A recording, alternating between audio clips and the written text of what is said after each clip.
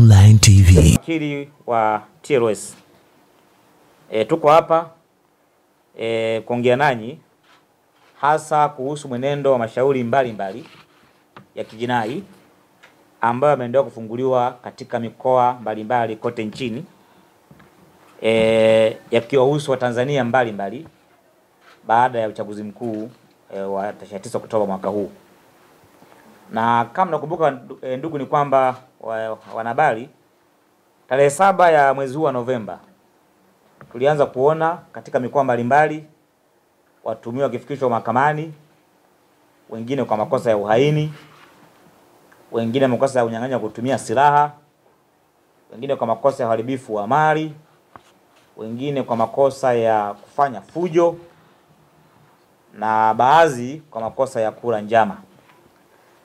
Na mpaka sasa tumekaa sisi mawakili, tumefanya utafiti na tumebaini kwamba mpaka ninapozungumza kwa maana ya leo, watuhumiwa mbalimbali katika mikoa ya Dar es Salaam, Dodoma, Iringa, Mara, Mwanza, Arusha, Njombe na Kilimanjaro na Kigoma wamefikishwa mahakamani. Na tutapata habari pia mchana huu kwamba baadhi pia wamefikishwa mahakama ya wilaya mkoa wa Mbeya masaa machache yaliyopita. Na watuhumiwa wengi, ndugu waandishi habari, ambao mpaka dakika wameshafikishwa mahakamani ni vijana wadogo kati ya miaka 19 mpaka 25.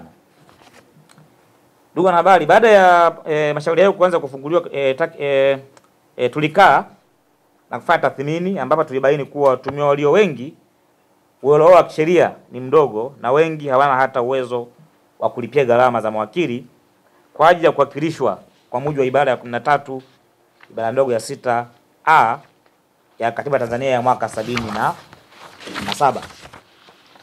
Hivyo basi sisi mawakili wa TLS tumeamua kujitolea kutoa msaada wa kisheria, ikiwemo kuwakilisha mahakamani watuhumiwa wote waliofikishwa mahakamani tangu tarehe 7 ya mwezi Novemba, ambao wataendelea kufikishwa mahakamani pia, na wale ambao wataendelea kufikishwa mahakamani siku hadi siku bila malipo na bila masharti yote. Kwa hiyo Watanzania wote ambao mpaka dakika wameshafikishwa mahakamani, tutawasaidia kuwatolea msaada wa kisheria, kuwakilisha mahakamani, kuwatembelea magerezani huko waliposegelea kwa hapa Dar es Salaam, na ambao wanaendelea kushikwa vituo vya polisi bila gharama yoyote na bila masharti yote, kwa sababu ni Watanzania na wadeserve haki hiyo.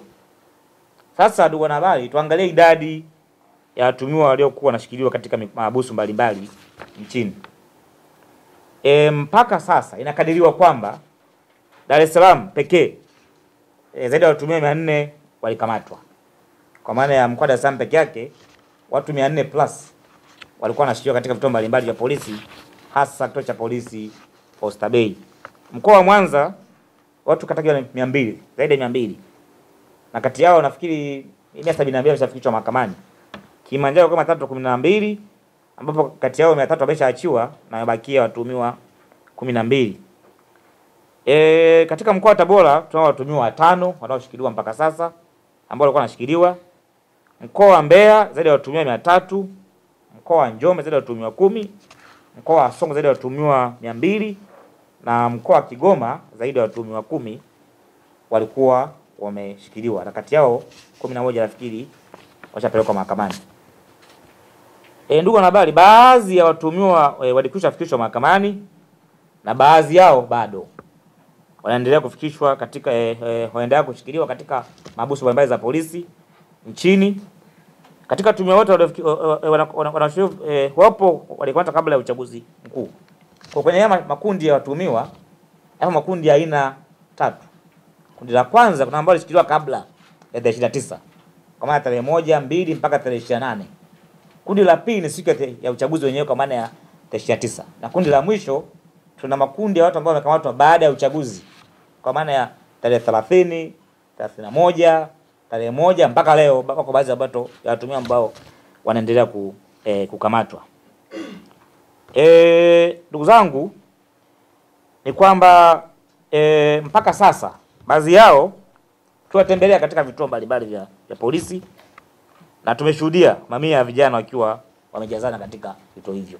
Kwa baada ya kubaini kwamba kuna baadhi ya watu ambao wanaendelea kushikiliwa, sisi kama mawakili hatukulala nyumbani. Tuliwatembelea katika vituo hivyo vya polisi, kwa mfano Dar es Salaam, tumetembelea Oysterbay, tumeona vijana pale wengi. Tumeenda vituo vya polisi kama Mburahati, kuna watuhumiwa pale, na nimeshuhudia wengine wakifikishwa mahakamani mapema mwishoni mwa juma lililopita. Sasa ndugu zangu wanahabari, tuangalie mpaka sasa idadi ya watu ambao wameshafikishwa mahakamani katika mikoa mbalimbali kote nchini. So ni muhimu pia mkapata taarifa. Ndugu wanahabari, ni vyema mkajua mpaka sasa ni watuhumiwa ngapi wameshafikishwa mahakamani na kwa makosa gani, ili mkaihabarishe umma wa Tanzania kama inavyoonyeshwa katika jedwali lifuatalo. Dar es Salaam tunawatumia mpaka sasa hizi 240 ambao wote tuma zao ni uhaini. Naomba kurudia hapo. Dar es Salaam tunawatumia 240 ambao wamefikishwa mahakamani kwa maana ya mahakama ya Kisutu kwa tuhuma za uhaini. Mkoa wa Mwanza tunaotumiwa 172 ambao wana tuhuma za unyang'anyi wa kutumia silaha, uchomaji wa mali, uharibifu wa mali na kufanya vurugu. Dodoma tunawatumia 32 ambazo tuhuma zao ni uhaini na wote wameshafikishwa katika mahakama ya hakimu mkazi Dodoma kwa hatua za awali, kwa maana ya wanaita mwenendo kabidhi. Kigoma tunatumia 11 washafikishwa mahakamani kwa tuhuma za unyang'anyi wa kutumia silaha, kwa maana ya Kiingereza wanaita armed robbery. Iringa tunatumia 89 ambao wafikishwa mahakama ya hakimu mkazi Iringa jana kwa tuhuma za uhaini na unyang'anyi wa kutumia silaha. Njombe tunatumiwa 9 ambao wafikishwa mahakamani Ijumaa iliyopita kwa tuhuma za uhaini. Arusha bado hatujadhibitisha rasmi, lakini tunatakibani sio taarifa rasmi, kwa hiyo mnaweza mkaamua kukoti au mkatumia lugha ya jumla, zaidi ya watu 60 huenda wakafikishwa mahakamani na baadhi wameshafikishwa kwa tuhuma za uhaini, lakini bado hajapata hati ya mashtaka. Kwa tukipata hati ya mashtaka tutawabrief. Tabora tunao watuhumiwa 5 ambao bado wanaendelea kushikiliwa polisi, lakini nao nimesikia kwamba watafikishwa mahakamani muda wote kuanzia sasa. Tutapata taarifa rasmi na mamlaka za Tabora. Bunda kwa maana ya mkoa wa Mara watuhumiwa 29 ambao hawa wanatuhumiwa na tuhuma za uhaini. Tarime watuhumiwa 9 tuhuma za uhaini, na mkoa wa Iringa kwa maana ya Mafinga watuhumiwa 45 nao kwa tuhuma za uhaini. Sasa ndugu waandishi habari, jumla inafanya kuwa na watuhumiwa makosa yote hayo, kwa maana ya uhaini, yaani kutumia silaha, kufanya fujo, haribifu wa mali kwa maana ya uchomaji na haribifu wa mali. Jumla watuhumiwa 641 mpaka leo wameshafikishwa katika mahakama mbalimbali kote nchini katika mikoa ambayo nimewatajia. Ndugu wanahabari, kutokana na makosa mengi yanayowakabili watuhumiwa kutokana na dhamana, ni kwamba waandishi habari niwaambie makosa ambayo tumeyasema hapa takriban yote hayana dhamana. Ni makosa ambayo ni unbailable kwa mujibu wa sheria za nchi yetu. Uhaini na makosa mengine hayadhaminiki. Baada ya mashtaka yao kusoma mahakamani, watuhumiwa wote walipelekwa mahabusu. Dar es Salaam kwa mfano wapo Segerea. Kwa Dar es Salaam nimesema huko katika gereza la Segerea. Adhabu ya juu kabisa ndugu wanahabari ambayo watuhumiwa wanaweza kupewa kama watakutwa na hatia ni kunyongwa hadi kufa kwa makosa kama ya uhaini, na adhabu inayofuatia kwa maana ya inayofuata kwa maana ya length ni kifungo cha jela maisha. Makosa kama ya armed robbery unafungwa maisha, na adhabu ya chini kabisa ya makosa haya kama watu na hatia kwa makosa kama ya arson, uchomaji wa mali, ni kifungo cha jela miaka 30. Hivyo basi kutokana na uzito wa adhabu ama kurudia hapo, hivyo basi kutokana na uzito wa adhabu hizo, tunaahidi sisi kama wakili kutoa huduma ya utetezi inayostahili na kwa ukamilifu wake kwa mujibu wa sheria za nchi yetu kwa watuhumiwa. Kwa tumeona mahakamani na nyinyi waandishi habari mlikuwepo, wengine walikuwa na majeraha ambayo yanaonekana kabisa. Mliwaona walikuwa na majeraha, lakini pia wale ambao tulizungumza nao pia baadhi pia walituambia kwamba walipigwa, walikuwa na hayo, wameteswa na hayo majeraha pia ambayo yanaonekana, na jambo hili ni kinyume cha sheria. Lakini pia kwa sababu kama ambavyo nimesema walitueleza na tulikuwa mahakamani, tulieleza pia mahakama kuhusiana na hilo swala, na tuliomba kwamba mahakama itoe amri kwa wale ambao walikuwa na majeraha wakapatiwe matibabu. Tunashukuru kwamba mahakama ilitoa hizo amri na ilisema siku nyingine ambapo watuhumiwa wataletwa mahakamani, ripoti za matibabu ziwasilishwe mahakamani za hao watu. Lakini pia katika hali isiyo ya kawaida, ndugu waandishi wa habari, baadhi ya watuhumiwa walionekana wakiwa wengine wamevaa singlet. Kuna mtuhumiwa mwingine amevaa boxer na singlet. Si mliona? Kwa hiyo hii inaonyesha kwamba either pengine walikamatwa wakiwa nyumbani wakiwa majumbani, au hawalinyimwa fursa au hakupewa fursa ya kujistiri. Hiki jambo hili ni kinyume pia na misingi ya utu wa kawaida tu, hata kama wewe sio mwanasheria. Kwa hiyo inaonyesha kwamba hakupata fursa ya kujistiri, jambo ambalo ni kinyume na misingi ya utu wa mwanadamu.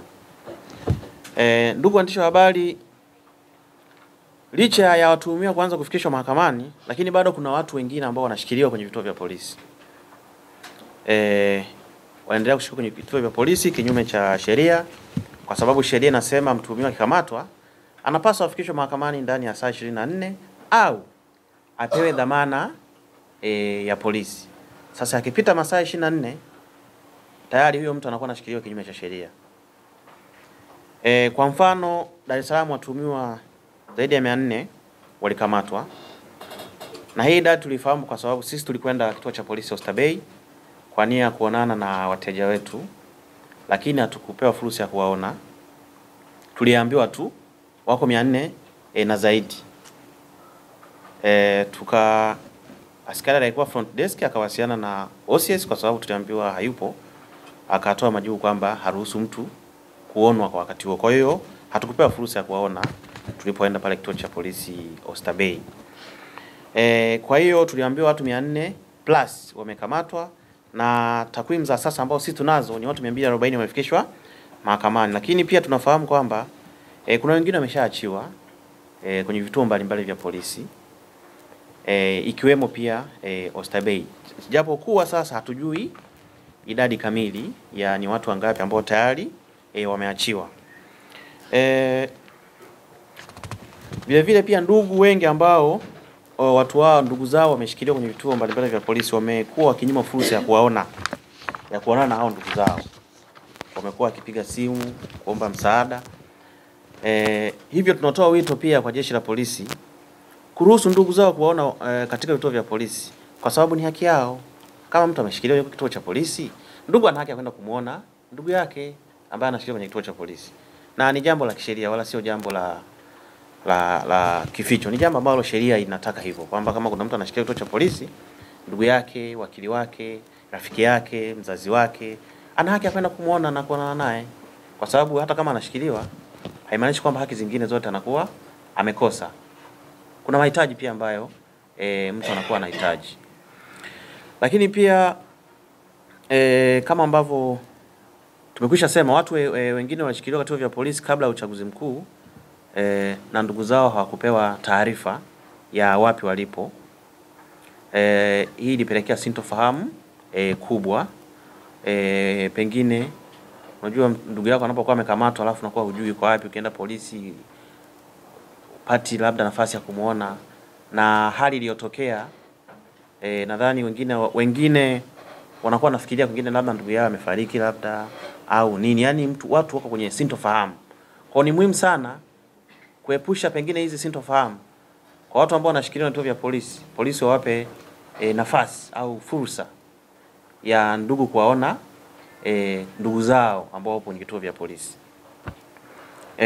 Kama ambavyo nimeeleza pia mawakili tulipata hiyo changamoto, na jambo hilo la kunyima fursa ya kuwaona ni kinyume cha sheria.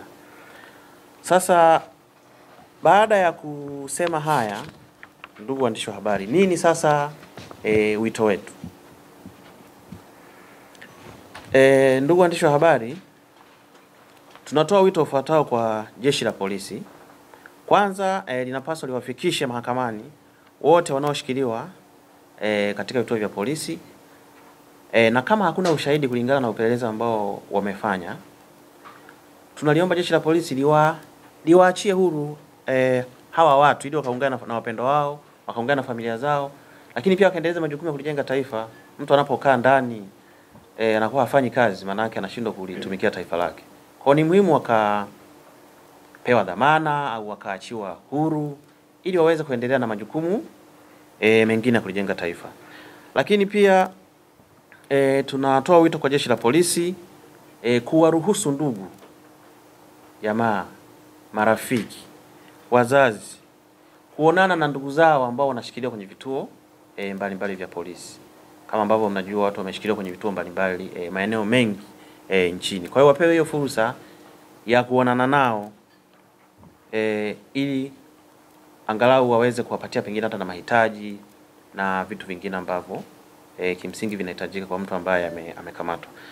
Lakini pia tunatoa wito kwa Jeshi la Polisi kuruhusu mawakili wote nchini kuhakikisha kwamba wanaonana na wateja wao ambao wapo kwenye vituo vya polisi ili waweze kuwapa msaada wa kisheria. Msaada wa kisheria sio mahakamani tu. Kwenye vituo vya polisi pia watu wanahitaji msaada wa kisheria. Iwe gerezani watu wanahitaji msaada wa kisheria. Kwa hiyo watuhumiwa kama ambao tumeeleza wengi hawana uelewa wa kisheria. Kwa ni muhimu wakakutana na mawakili wao, wakazungumza nao, wakapata msaada ambao unastahili kwa mujibu wa sheria, msaada huo wa kisheria. Lakini pia tunatoa wito kwa Jeshi la Magereza kwa wale watuhumiwa ambao tayari wameshafikishwa mahakamani. Nadhani mnafahamu kwamba kuna baadhi ya watuhumiwa wamefikishwa mahakamani pasipo taarifa kwa ndugu au mawakili. Kwa hiyo walisomewa hati za mashtaka au mashtaka yao mahakamani pasipo kuwa na wakili au ndugu. Kwa hiyo wamepelekwa, na baada ya hapo wakawa wamepelekwa kwenye magerezani kulingana na kwamba tuhuma ambazo zinawakabili hazina dhamana. Kwa hiyo na haijaelezwa wazi kwamba wamepelekwa kwenye magereza gani.